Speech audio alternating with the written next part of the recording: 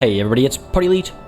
Welcome back to our Warhammer 40K Rogue Trader Let's Play, where we are finally at the right system to deal with the situation at Yanis. Again, this is our trade empire's agri-world that has kind of fallen out of contact lately, but with us having now arrived here, hopefully we can see what's up, and hopefully we can resume the movement of essential supplies, and we can also hopefully help our friends over at Footfall with regards to their Hunger's Hand quest over here, where the Liege of Footfall, Vladame Tokara, has come with a request about the station's survival. His people are at risk of starvation, and Vladame's current patron, callous Winterscale, is not rushing to his aid. So, Liege Tokara is seeking a new ally and protector.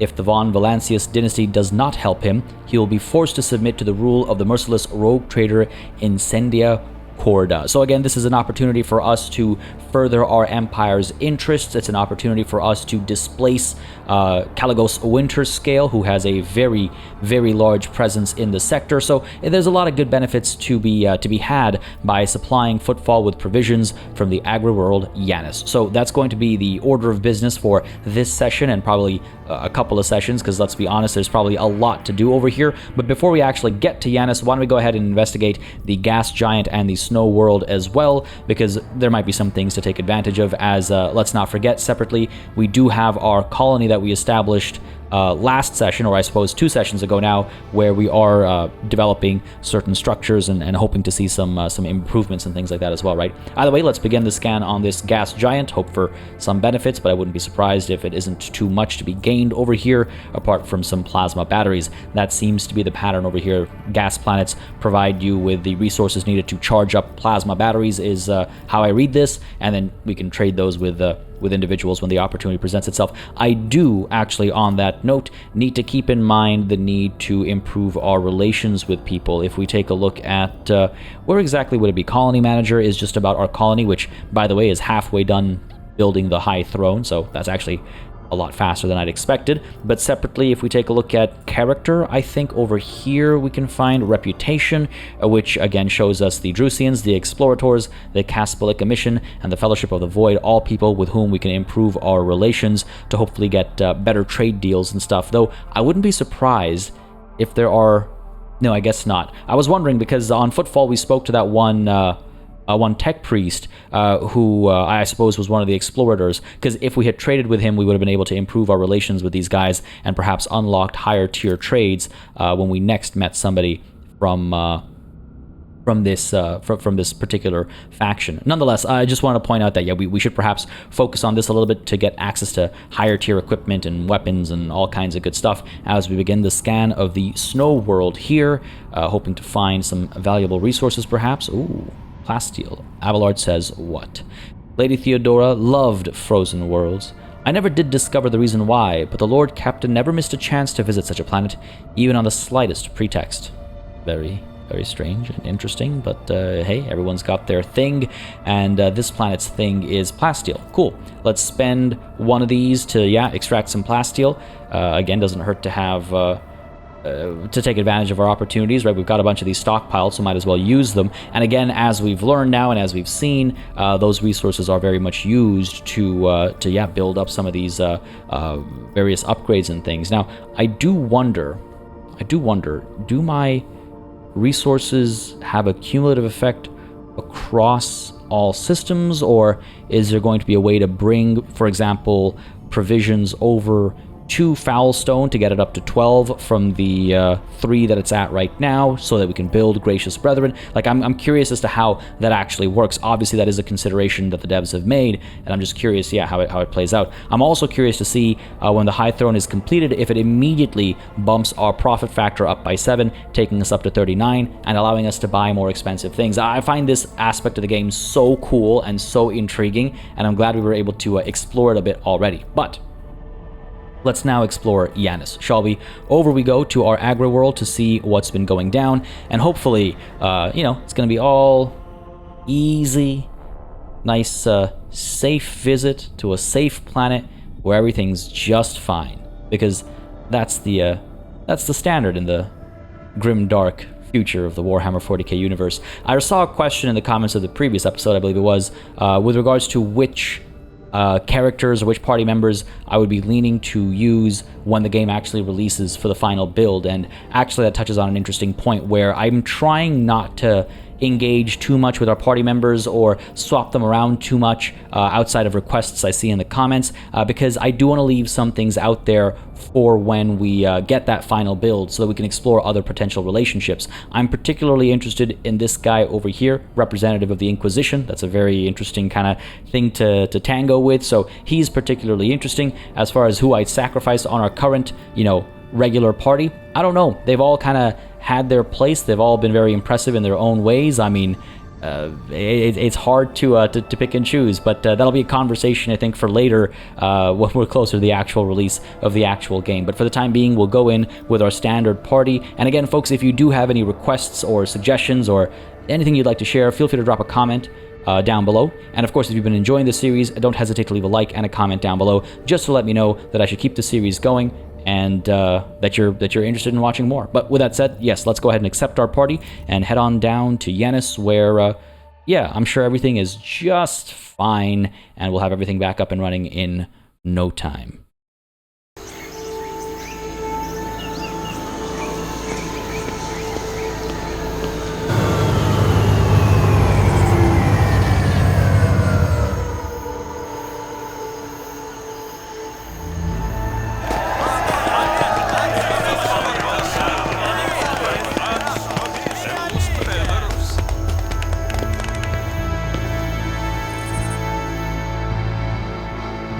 Vistenza Vyatt, a lavishly dressed noblewoman in an opulent silk gown, watches you with an expectant air, but then gracefully bows her head. Gem-encrusted implants protrude from her arms and neck. I welcome you on behalf of the noble house Vyatt ab Aram. My name is Vistenza Yanis Vyatt ab Aram of Coronas. By the grace of the Emperor and the will of rogue trader Theodora von Valancius, I serve as planetary governor and imperial commander-in-chief of this world. Vistenza Vyatt raises her head slightly. Turns to Abelard. And greetings to you, noble Warsarian. It has been years since your last visit to Yanis. I'm glad to see you again. It is a good sign when a rogue trader's seneschal does not visit a subject planet for a long time. Isn't that correct, Lady Vyatt? It means the governor is taking care of all matters and there is no need for the seneschal to interfere. Vistenza lets out a musical laugh. I hear praise in those words and I thank you for them. She turns once again to you. In truth, your arrival in the place of the esteemed Lady von Valancius is quite unexpected. Well, do I break the news to them? Theodora von Valancius is dead. I am now the head of the dynasty. Do I say, I hope my coming in Theodora's stead has not disappointed you too much? Or should I say we should finish the pleasantries, Governor Vyatt, and move on to the purpose of my visit? No, why be rude to our governors? They are an extension of our authority, and I feel like it's probably important for her to know that Theodora von Valancius is dead, though I would rather not do it in such a crowded space, but I don't know if we'd have the opportunity to do so in the future. So, Theodora von Valancius is dead. I am now the head of the dynasty. Such tragic news. I will see to it that the planet observes a month of mourning. Very well.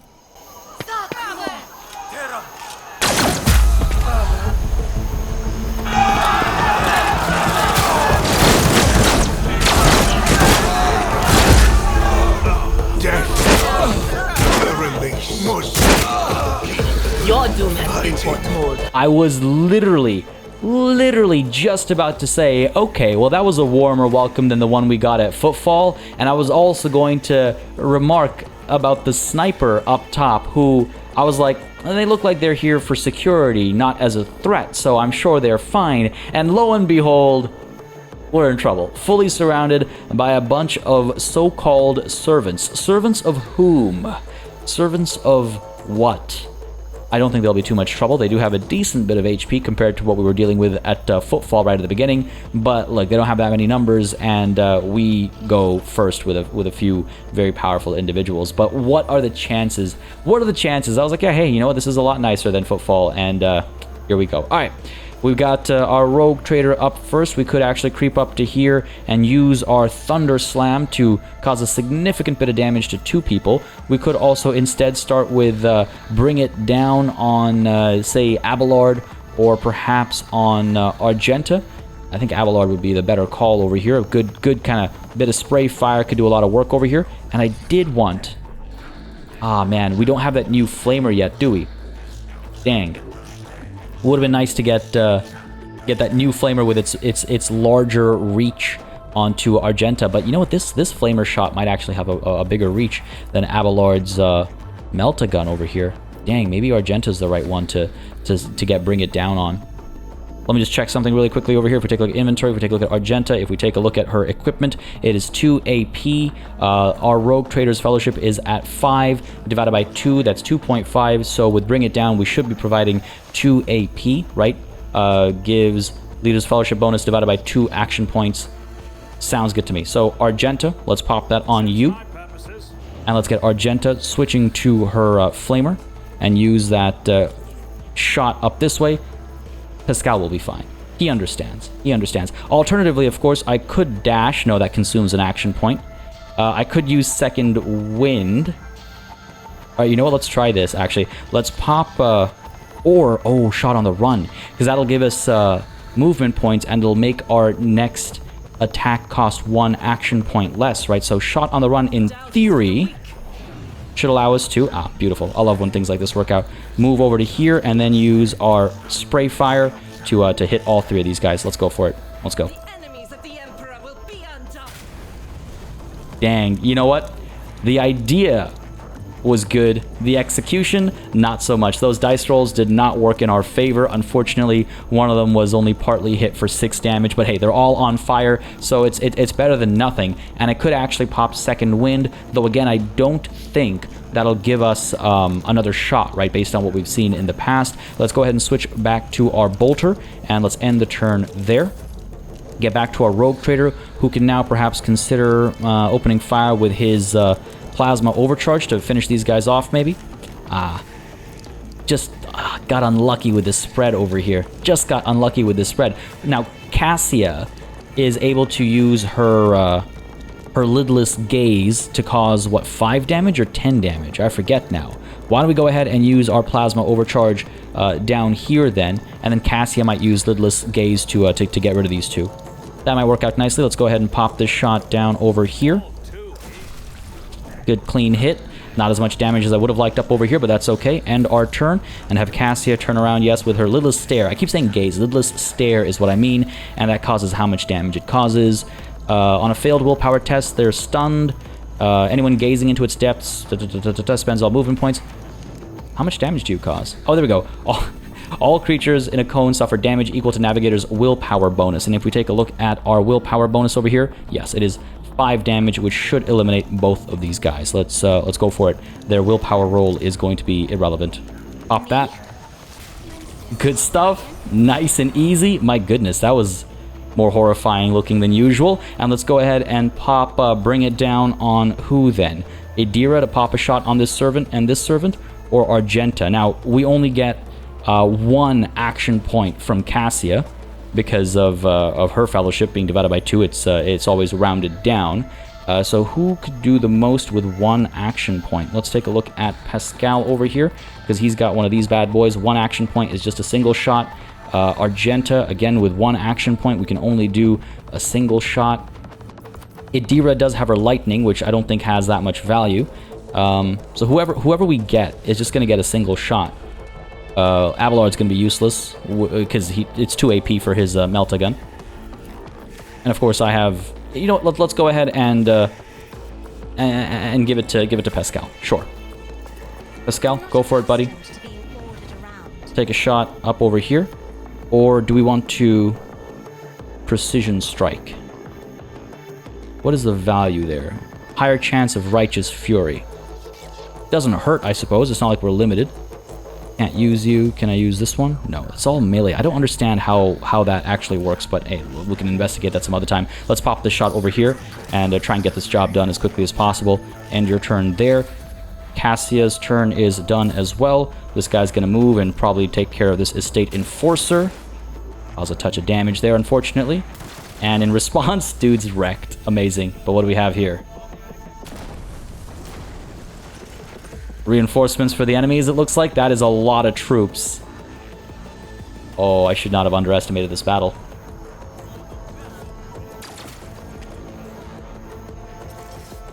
That sniper's coming in handy, and if they're a potential party member, they're quickly becoming one of my potential favorites. Nonetheless, Argenta is up now, and there's quite a few enemies up there. There's this guy back over here as well. Who moves after Argenta?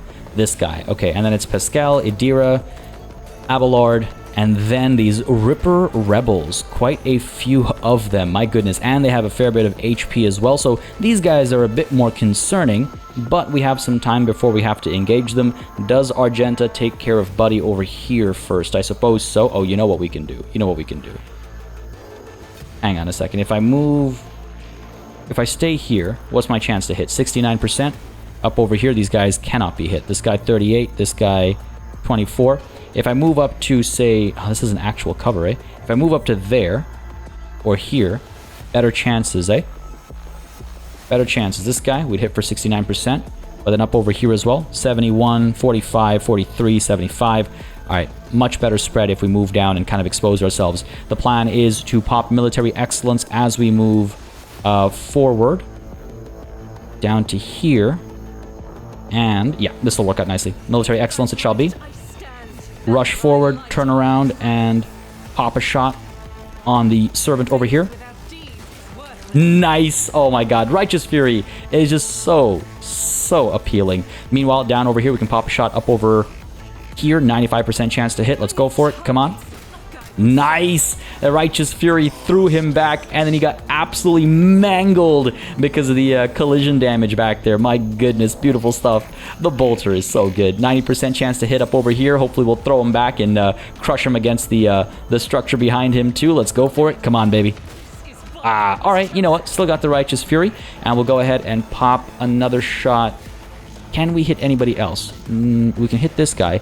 57% chance. Okay, let's go ahead and do that. Oh, we're gonna miss? Are you for real? Come on now. And that's it? Alright, the reason why I left this guy be was because now I can do a burst fire and hopefully hit more than just one individual. Not the ideal placement. I was expecting the burst fire to go a little bit wider. I can dash down to here. Okay, that is... You know what? It is arguably better than our previous position, so I'll take it. Fair enough, game. Fair enough. Let's go ahead and pop shots over here and hope for the best. Let's go. Okay, you know what? That wasn't perfect. It would have been a lot nicer to actually land a hit on this Grenadier, but that was cool. Just throwing this Diversionist Rebel back so far, and this Ripper Rebel is... Oh my goodness, man. I love the bolter. I love it so very, very much. But looks like we also have a stack of right tool for the job, giving us +5 to weapon skill and ballistic skill until the end of the combat. Okay, cool. And that can be stacked up quite a bit. When a veteran gains maximum stack bonuses, all their subsequent attacks deal a lot more damage than the base of the weapon itself. Veteran's ballistic skill divided by 2. Let's take a quick look over here. Ballistic skill divided by 2. With 25. We seriously caused 25 damage with a full stack? My goodness. Because it's not ballistic skill bonus, it's the full ballistic skill. My goodness. Alright, Argenta, your turn is done. Pascal is up next. There's no reason to pop second wind. We're not going to dash anywhere or do anything, so sure. And our turn there. Pascal, what to do with you, buddy? Get you up to cover first, perhaps, and then use our plasma overcharge to hit a few people? Just don't have the spread, eh? Ooh, actually... That's not a bad spot, just to soften these guys up a little bit, and then Idira can come through with her lightning arc maybe and finish some of these guys off. So I think that's the right call. Let's go ahead and make that move. Let's go. Up we go, in a cover. Good shot. Nice. You know, I can't wait until the action camera is in place for these turn-based tactical battles, because it's always fun to have that action cam kick in. But let's get the machine spirit communication kicking in instead. Pop it shore up over here. Don't know if it's the best place for it, and I think I actually missed Abelard, which is foolish of me, but not the end of the world. And let's go ahead and I guess get Idira making her move. She's up next. Let's go. So Idira, if we get you up to here, can I reach? Oh, come on, man. Are you for real? Come on. Just out of reach. Knocking those guys back has actually hurt me in a way.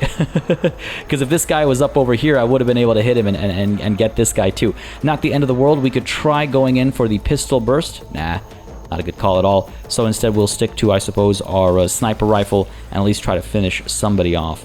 Dang, that would have been so cool. The lightning arc would have been so cool. We can't get any closer. I guess I can come down to there, expose ourselves, no cover, but still not close enough. And I don't think there's anything I can do to gain extra movement over here before somebody else's turn, right? All right, fair enough. Do I want to toss a grenade instead? Nope, no point. So yeah, let's stick to the cover up over here, and let's get a nice clean shot onto who? Who's the scariest? Who sounds the scariest? I don't know, actually. I guess we could eliminate this Ripper Rebel back there. Sharpshooter Rebel? Could be problematic, I suppose. Abelard does still go, right? Let's not forget. This guy's kind of out of the way, so why don't we go ahead and pop a shot at this guy and try and finish him off. Nice. And then we can focus on somebody else with Abelard. We also have, obviously, the option to study defenses, target the weakness. We could use Misfortune, or we could just get Extermination Mark going. Do we need line of sight? We do need line of sight for it, don't we? Alright, fair enough. Let's get the Extermination Mark on this Ripper Rebel back there. I don't think he's going to survive long enough for us to actually use it, but hey, it's there now, and sure, target the weakness. I don't know if that actually does anything without having our study defenses active as well. I need to look into that. I've seen the comments about it, and it always, for some reason, it just doesn't register. I don't know why. I don't know why. But end our turn there for Idira. Abelard, it's your turn, buddy. You can actually move up quite a bit. Let's get you up to this half cover. And then use Melta Scorching to... Ooh, yeah, that looks like a good spot. If I hit you instead, can I... No, it's not as worth it. If I get up to here, we're fully exposed, but we can eliminate both of these guys, potentially. But again, of course, we are fully exposed, though. Abelard's tough. He can take it. Plus, we have Endure as well, so he'll be fine. Let's go ahead and pop this shot over here. Finish these guys off.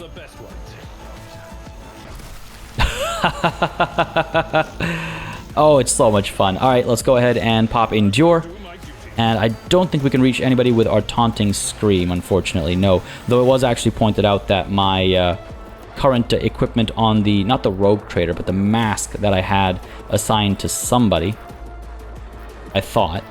Oh yeah, we have it over here. This mask applies an extra penalty to perception using Taunting Scream. So technically, the only person who actually has any use of it is Abelard, but it just, I don't know, he looks really weird with it on. We can't change equipment in the middle of combat, obviously, but it just, I don't know. I don't know how I feel about putting that on Abelard. I don't know how I feel about him needing it to begin with. Nonetheless, he can't use it right now, or he can't use his Taunting Scream anyway, so let's end the turn there, and finally, these rebels get to move. So far, so good. But it might be about to change as we dodge that first slash. In comes this Ripper Rebel over here as well. And are we going to dodge it again? Nope. Going to take a bit of damage there. Dang, okay. In comes another one. And a dodge. Okay, good stuff. Like I said, Abelard's tough. And he's got Endure on right now. In comes the Sharpshooter, though, to pop a shot at Argenta. And gonna miss. Good stuff. Not so sharp. Another Sharpshooter Rebel up over here, popping shots at who? Pascal? Looks like it. Looks like he hit the cover instead. Good stuff. My turn. Let's go ahead and do what? I could creep up to here. I could get Abelard using his melee equipment, I suppose. Alternatively, I could get Argenta, burst fire, and potentially hitting Abelard. It'd be cool if we pull it off. You know what? Yeah, I think it's time for the rule of cool over here. Let's go ahead and pop, bring it down. Come on, you're just out of reach because of the hex shape. We don't need cover. We'll be fine. Bring it down on Argenta. Come on. Like I said, rule of cool. We got to do this. Argenta, I give you permission to open fire right into where my Seneschal is. He'll be fine. He's a tough cookie. He'll be just fine. Yeah, let loose. I could move for a better angle. I could maybe move for a better angle. This will be okay. Of course I hit myself with Righteous Fury. Of course I hit myself with Righteous Fury. Nonetheless, end the turn there. And the Rogue Trader now can pop a single shot on this Ripper Rebel, I suppose.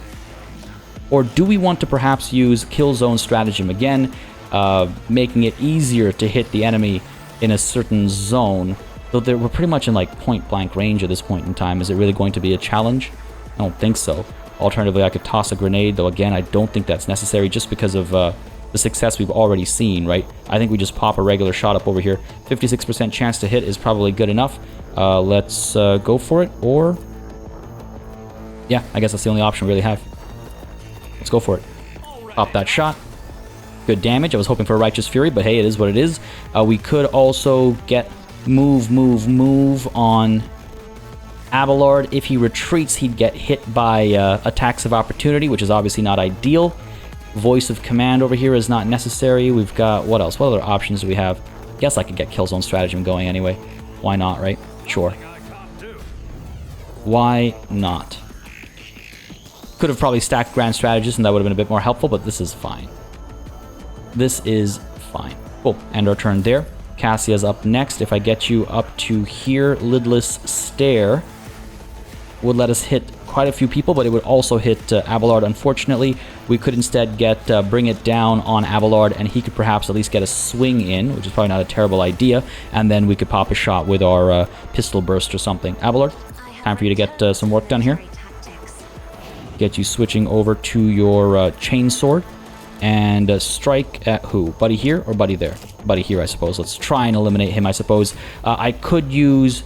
no, I can't use Forceful Strike because we'll use up our action point. So, regular strike down over here on this Ripper Rebel to get the job done, hopefully. Goddamn, was hoping for a Righteous Fury. It's fine, though. We'll keep Superior Vigilance at bay for the time being. Back now to Cassia, who will, yes, open fire down on this Ripper Rebel. 83% chance to hit. What if I actually burst fire? I mean, there's a chance. 5%. There is a chance. Overwhelming Stratagem. All allies within a defined area receive +2 to rate of fire for all of their weapons for 1 turn. That includes ourselves, but if we use that AP, we will not have access to our own burst fire any longer. It would help Argenta get more shots out, but is there any really real value there? They're not as clumped up as they once were, so I think we'll ignore that for the time being, and instead, yes, go for Pistol Burst, or this Pistol Burst. Which one does more? 5 to 9 damage, 6 to 8 damage. Huh. Sure, let's go with the auto pistol. Fire up over here and hope for the best. 5% chance to hit who we actually want to hit. I'm sure it'll work out just fine. Isn't this a job for the serfs? Or not, but hey, you know what? It's fine. It's fine. It's fine. Argenta still has her turn. Everybody still has their turn before these guys, so I'm not too fussed. In comes the Estate Enforcer, and... bro, are you for real? I should have you shot in the back of the head for that. I don't know why Abelard's back to full strength. I don't know what happened there. Let me take a quick look over here. I just want to understand what happened there. Cassia hits with the auto pistol. Good stuff. Auto Enforcer hits with his las gun. Yeah, you know what? I'm not sure why Abelard got all of his health back, but he did, and I'll take that gladly. As Argenta now is able to once more Pistol Burst, I suppose. I probably shouldn't do that. That's probably a bad idea. What I could probably do, actually, is move up to here and then Pistol Burst in a way that largely avoids Abelard and is likely to hit both of our targets. Bit of knockback would be helpful. Maybe a Righteous Fury or two would be nice as well. I think it's a worthwhile attempt. Down over here, we do have access to Controlled Burst. If any shot hits an ally, it instead... no, that shot instead misses everybody. Alright, sure. I mean, safer bet, I suppose. 55 and 0 versus... oh, 55 and 0. 55 and 2. 55 and 2. Hang on. Controlled Burst. 55 and 22. I like that. Why can't I get that with you? I can. Cool, yeah, so let's just do that then. Fire away. Come on. We were so close to greatness. I probably could have used shot on the run. Can I... hang on, can I still... I'm curious now. If I do that, I will have access to another shot. Cool. If I move up to, say, here, and then burst fire in this direction, I won't be able to hit that guy anyway. Alright. I can just use a regular shot up over here to finish this guy off then. Let's go for it. Relatively point-blank range. And we're gonna miss. Are you for real? Come on, man. That's okay. Pascal's up next. He'll get the job done. He's got his Omniscient Axe. And then after him, it's Idira, who should be able to counter-snipe that sharpshooter. So why don't we go ahead and the scout creep up to here and go ahead and use your regular strike against this Ripper Rebel. Teach him the meaning of rip. There we go. Rest in pieces, buddy. We can then do what? I mean, I guess we just end our turn there and have Idira fire up over there. Hope for the best. Regular shot should do the trick. 9% chance to hit. What's reducing it so much? What if I use you instead? Not a chance. Okay, if I creep up to here, 90%. That's a lot better. That's a lot better. Extermination mark lasts, no, it activates next turn, so it won't actually affect us this turn. Fair enough. Let's go ahead and take this 90% then. Fire away, Idira. Good stuff. Was hoping for a Righteous Fury, but I'll take whatever I can get. And let's go ahead and... Sure. Pop this again. Again, I don't think it does anything, and we'll pop one of these two, in case they manage to survive somehow. Though Abelard's up next, I'm pretty sure he's going to make very quick work of that not-so-sharp shooter up over there. Abelard, let's get you right up to here, charging in with that chainsword to strike this sharpshooter rebel down. Let's go, buddy. Beautiful. Righteous Fury. Love to see it. And that is not the battle done. Oh, I completely missed this sharpshooter rebel over here. Not the end of the world. We're in decent cover overall. They're a crap shot anyway, so we'll be just fine. Well, let's go ahead and pop Endure over here, and sure, give them their turn before we finish them off. Go for it. Pop a shot. What are you gonna do? Expose yourself. That's all. Opening fire at Argenta, I think. Actually landing a shot this time. Fair enough.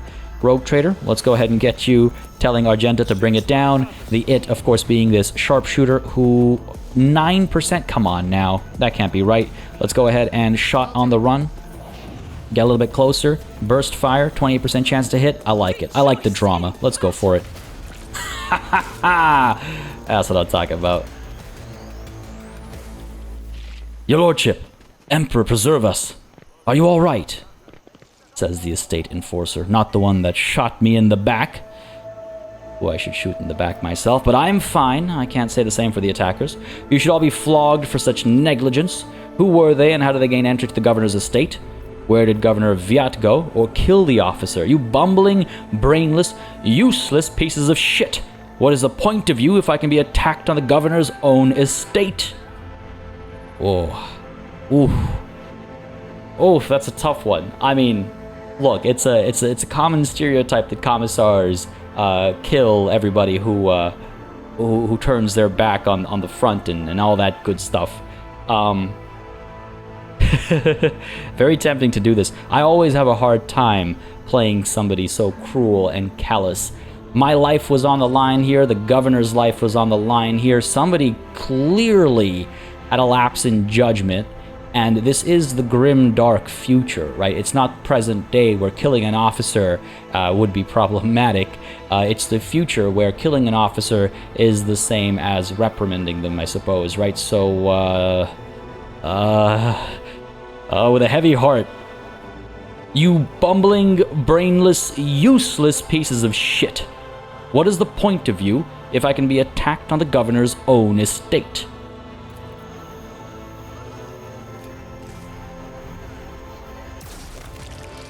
Jesus Christ, that was such an unceremonious kill, too. Like, come on, we could have done that a lot more cleanly. We could have done that a lot more cleanly. The officer drops dead before the shocked eyes of witnesses who look up at you in horror. Listen, I wouldn't be so upset if I wasn't literally shot in the back.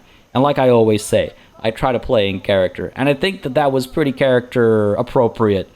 He wasn't the one who shot me, maybe, but... he's the one who's in charge. He's clearly done a piss-poor job of training these individuals, so he had it coming. Now, Yanis might be a little upset, the population at large, but you know what? No one else is here to have witnessed the deliverance of justice, is what we'll call it. You can say, now lead me to your mistress, useless vermin, or I can say, get out of my sight. I'll find my own way there. I don't feel like I need to keep calling them useless, but lead me to your mistress, useless vermin. Upon seeing you, the guard at the door lets out a frightened yelp and doubles over into low bow. Your lordship, the most honorable rogue trader von Valancius. The governor is awaiting you in her office, where she is protected by walls and guards. Would you prefer to meet with her alone or with your entourage? My entourage will accompany me in my meeting with the governor. I need my seneschal there, and we saw what happened the last time I met with the governor. We were ambushed, and if that were to happen again, I need to make sure I have capable warriors with me. So yes, they will be joining me in my meeting with the governor. Thank you very much for asking.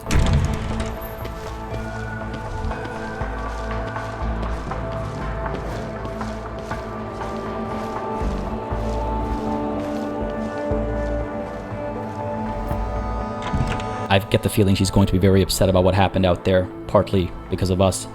Vistenza Yanis Vyatt Aram of Coronis is furiously swiping at a data slate, issuing commands into a gilded vox. Upon seeing you, she hurriedly puts away her devices, smooths her skirt, and drops into a deep curtsy. Your lordship, accept my abject apologies for the abhorrent actions that ruined the reception. Even in my worst nightmares, I could never have imagined. I don't care about your apologies. I could have been killed. Not necessary. Again, we're dealing with high society here, not just a lowly soldier who, poorly tried to do their duty. This is a governor, high society. Remember our past during character creation. Remember also that this governor has served well, apparently, according to Abelard's impressions that we've seen so far. So, it's fine. It's fine. Your local fuss is of no concern to me. I'm in urgent need of provisions from Yanis. True, but I think we should probably take care of our colonies. Abhorrent actions, I thought firing at moving targets was part of the ceremony. Funny. I could say you can stop apologizing, Vistenza. I'm not offended. Not entirely true, but, again, appearances, right? You can stop apologizing, Vistenza. I'm not offended. Thank you, your lordship. Believe me, I am infinitely sorry that the troubles of Yanis have reached us even here, the most protected place on Yanis. The companion standing next to Vistenza respectfully bows her head. She is doggedly trying not to turn her head toward you, but it is obvious she is watching you through her lowered lashes. One of your guards helped us in battle. A superb shot. Who was it? That's some nonsense. That's some nonsense. Dude shot me in the back. Oh no, we're talking about the sniper. Yes. They did help us. One of your guards helped us in battle. A superb shot. Who was it? That's fine. You must be referring to Irlit, our chief ally in the struggle against the rebels. I have turned a blind eye to her horrific mutations, given the undoubted advantages she brings. You see, Irlit comes from the local degenerate stock of this world and knows Yanis like the back of her hand. So, she has provided several leads as to where we can find bases and secret storehouses. Although I admit that at times I am tempted to send her away from the estate. Her unnaturalness means that speaking with her always leaves me feeling uneasy. Such a gaunt, unfeminine figure, and so tall. Alright, dealing with mutants is a problem. If you wish to speak to Irlit, you will find her outside. Alone, most likely. She prefers to keep her distance from others. See, mutants, it depends on how hardline you are as far as your piety, but mutants are considered to be problematic by many. Now, do we feel that way? I mean, she's a military tool. There's no redemption for a mutant in the Warhammer 40K universe. For someone who's partaken in trading Xeno artifacts, maybe. Even then, probably not. But for a mutant, not much you can do. I don't know how I feel about this, but that's clearly a potential companion, right? Either way, what's happening on the planet? Several months ago, uprisings broke out on Yanis. I was not even notified at first. Griping worms are for guards to worry about. Alas, I only learned of what was happening after the miscreants began targeting noble families. Vistenza shakes her head. And then it became apparent that what the Administratum's accounts had referred to as unrest were in fact organized attacks on infrastructure and society leaders. They have already brought 13 agri-complexes to a halt and have now moved on to assassination attempts. My guards are doggedly tracking down the rebels, but their leaders are slipping from our grasp yet again. Well, can Yanis fulfill its foodstuff supplies under current conditions? I risk angering you, your lordship, but this is nothing compared to shamelessly deceiving you. Let us consider the situation dispassionately. Even the most talented logistics experts of the Administratum are unable to guarantee stable tides when shuttles are wary of landing at the spaceport and the terrified peasants are indulging a dangerous minority within their ranks. Until the usual order of things is restored on Yanis, any trade is nigh impossible. Considering what has occurred, your visit is a true blessing. You see, Yanis does not have its own fleet. We could organize a planet-wide search if we had ships at our disposal. Ships like yours, your lordship. Perhaps you will find a way to support your subjects in their hour of need. I'm sure even approximate coordinates would be sufficient to have the ground forces and ship's crew work together to hunt down the enemy. I can say I'm not interested in her excuses. Dealing with rebels is her direct responsibility. Look, I want to say really quickly, I love how I'm not sure which options are actual options. How railroaded is this experience? Are we going to end up, being forced to help her anyway, or can we actually leave them to their own devices, and how far do those consequences go? So far, they've done a very good job, the developers, of making this universe feel alive. I feel like I could have missed that derelict void ship. I feel like I could have missed the details of the rumor that we got there. I feel like all these things are actual variables, and that is an impressive feat. So I'm really curious, can we just say, I'm not interested, this is your job? We're not going to, because I intend to be a better rogue trader, ruler, whatever you want to say, than that, but it is an option if you wanted to do a harsher playthrough, I guess. You want me to go off and catch some rebels for you? I promise you, Governor, I will hunt down the seeds of rebellion and heresy on your planet and burn them to ash. I kind of like that. I will get to the bottom of this. I'm sure the rebels will have something to say on the master of their world, or to the master of their world. Well, if no one on Yanis is capable of doing something, I'll have to do it myself. Or, finally, well, I'll track down these elusive fugitives myself. As for you, Vistenza, you will not be permitted to fail again. I am removing you from your post as governor of this planet, and I'm placing you under arrest. When I have finished with the rebels, I'll decide what to do with you. Again, needlessly harsh for somebody who has otherwise done extremely well. I'm trying to be, yes, in case you haven't noticed, extremely class-oriented, again, based on our background, right, where we decided to protect the high members of society at that leisure world that we were stationed at. So I can say this, which I think fits our character quite well. I promise you, Governor, I will hunt down the seeds of rebellion and heresy on your planet and burn them to ash. Concern appears in Vistenza's eyes. The resolve and valor of the Von Valencius dynasty knows no bounds. I am immeasurably thankful for your help. What are you concerned about, Vistenza? If any of those who attacked the estate had survived, then perhaps they could have been a valuable source of information, but we made an example of them for the rest of the foolish rabble. Vistenza glances at the Vox. Incidentally, I did overhear the guards talking about some kind of stranger in the area. Besides that, we still do not know who let those reprobates into the estate. The people who did it might also know something. I, as well as my retinue, are at your service. My secretary is checking the staff as we speak and removing all traces of the attack from the estate. An esteemed Magos, who is responsible for agronomic efforts on the planet, is also here. He happened to be visiting this week to deliver his personal report. And, of course, there is my aide in the war against the rebels, Irlite. I have no doubt she will be delighted to share her knowledge of Yanis with your lordship. I can nod towards her companion and ask who this person is, or I can talk about Footfall Station, which I think is an urgent responsibility. Footfall Station is on the verge of starvation. Can Yanis supply the people there with provisions? I don't think so, based on the current situation. Yes and no, your lordship.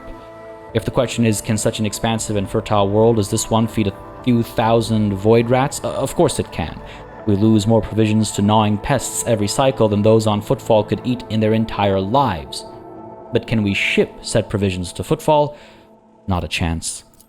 Any cargo shuttle that leaves the surface will be a target for attack. The rebels will not hesitate to bring it down, sending flaming debris over the capital. Our silos could become targets for sabotage. Food could be poisoned or mined. The logistics of transporting supplies to Footfall will only be possible once the uprising has been completely crushed. Of course, I understand that. Now, who is this person standing next to you, and why are they in attendance for this audience? One of my ladies-in-waiting, Amelia. Amelia performs secretarial duties and helps me to remain in constant contact with those families who are most responsible for the productivity and prosperity of Yanis. I trust my advisors implicitly, and over time Amelia has become not merely a faithful companion, but almost my shadow. Losing her would be like losing my right hand. Vistenza laughs and gives Amelia an encouraging nod. Amelia drops into a low curtsy. To bathe in the light of your greatness is a true honor, rogue trader. Damn, okay, relax. Tell me about Yanis. Vistenza leans forward.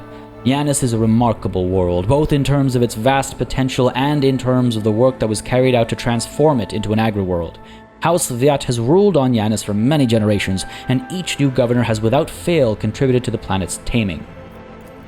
This world was once a wild planet, full of xeno-beasts and utterly unsuitable for growing anything. To this day, despite our best efforts, Yanis regularly rebels against us. Earthquakes, tsunamis, the emergence of new pests and weeds that invade the arable land. Sometime I cannot help but think that this world is endowed with consciousness, the consciousness of a capricious and stubborn child who likes to spoil everything that we have achieved. What do you grow on Yanis? Mainly Helican flint corn and red turnip. Apart from that, in the southern hemisphere, we have set aside vast tracts of land for the Grox population. Grox are like, I guess, a cow equivalent for those of you that are less familiar with Warhammer. And of course, I cannot fail to mention the several thousand acres of tilled land given over to cultivating fermentable fruit for personal use and limited export. You alcoholic. Even for an agro-world in the back of Beyond, this place is a real dump. What do you all do here for fun? When you have free time, that is. If you're asking about those of our circle, then let me assure you, there are enough noble families on world to keep boredom at bay. I frequently host guests, your lordship, and my servants arrange suitable entertainments, from parlor concerts to private executions of traitors who break imperial law, says the one dealing with mutants. But I understand desperate times call for questionable bedfellows at times. But yes, I have to go. An interesting conversation there. And of course, we have a lot to do as a result of it. If we take a look at our journal, we'll see the governor's aide over here. If I could, I wish the UI wasn't so broken with this. Where are we? The governor's aide. Talk to your elite, the mysterious mutant on Yanis who volunteered to help in the struggle against the rebels. She should be somewhere on Governor Vyatt's estate. Okay, we have separately, what is this? A new ruler. This is about us, striking deals, completing development projects. Oh, like a high-tier development project on a colony. Cool. Interesting. I didn't even realize that earlier. Secrets of the cult. This is... Oh, I need to talk to Heinrichs about the cult of the Final Dawn. Okay, that's something we have to do aboard the ship. We got the Demiurge. The agri-world Yanis is key source for food. Find leads to track down the rebel leaders. The governor has suggested starting the search for the rebel base by questioning the servants and other witnesses to the assassination attempt. It may be possible to extract key information from the conspirators themselves, regardless of their vital status.